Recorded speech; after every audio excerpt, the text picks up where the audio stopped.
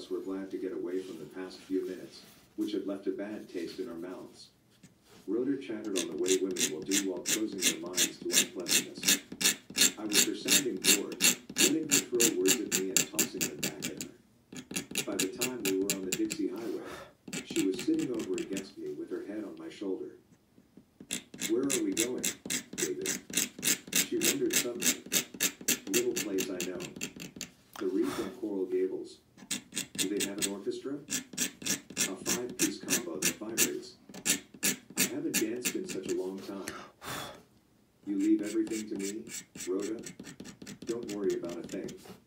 A man who knows how to lead properly can make any woman follow him." "This I have to see," she cried and clapped her hands together. I glanced sideways.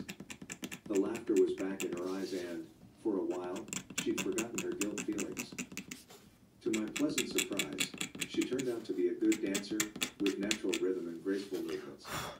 Though she protested her lack of knowledge of the steps, I took her through a rumba and then a cha-cha with such ease that when we were walking back to the table a couple of merrymakers applauded us. "You're a miracle man," she sighed, sipping her rum and tonic. "An absolute 22-carat miracle man. I don't know what I'm doing out there, but you make me go about it so easily. My feet perform without my even being aware of them. A man dances with his hands, too, you know. He must know how to guide his partner this way and that, turning her at the right moment, bringing her along with him. The Reef serves good rum. One drink inevitably leads to a second and then a third. By that time you're way out, man, and eager for more. I had to stay sober, so I slacked off. Mrs. Travis drank as if it were going out of style. After her fifth, I told her she was coming apart at the seams. Her earlier muscular coordination was gone. Rather than follow my lead, she showed a tendency to cling. In a way, it added to her attractiveness, for her moving thighs came soft and warm against me, stirring me pleasantly. After a while we moved around the dance floor in a mist of Chanel and controlled desire. At 1 o'clock I decided it was time to pick up the tab and say goodnight. I urged Rhoda out into the cool night air and the starlight, my arm about her middle. As we walked she caught my hand and lifted it up to her brassiere. I found her breast to be firm and heavy.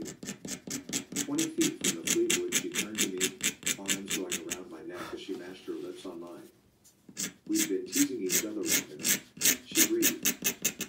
"Come on, you handsome young bastard, kiss me." We stood in the middle of the parking lot, highlighted by the full moon. I don't know whether anybody was looking at us, but I kissed her the way she hungered to be kissed, listening to her whimper deep in her throat. Oh, I was a natural at this sort of thing, all right. I had her steaming before I turned and half carried her to the big Cadillac. "You want to pick out the motel?" I asked when we were moving along the Coral Way. She was having hand trouble and breathing harshly. "Hurry up. Just hurry up, David." "Yeah," I agreed dryly. "I'd better do that. I signed us in as husband and wife. I used my own name.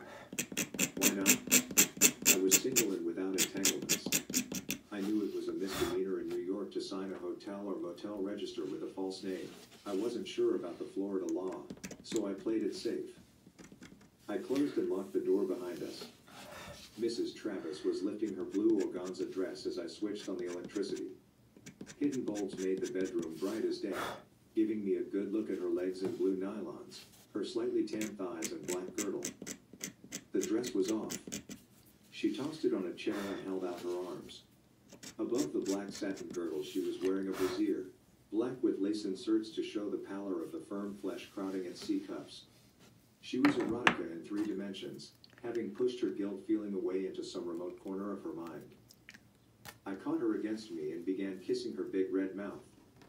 My lips moved to her throat, to her plump shoulders, to the quivering flesh of her upper breasts. My hands inched under the black girdle and gripped smooth, naked buttocks.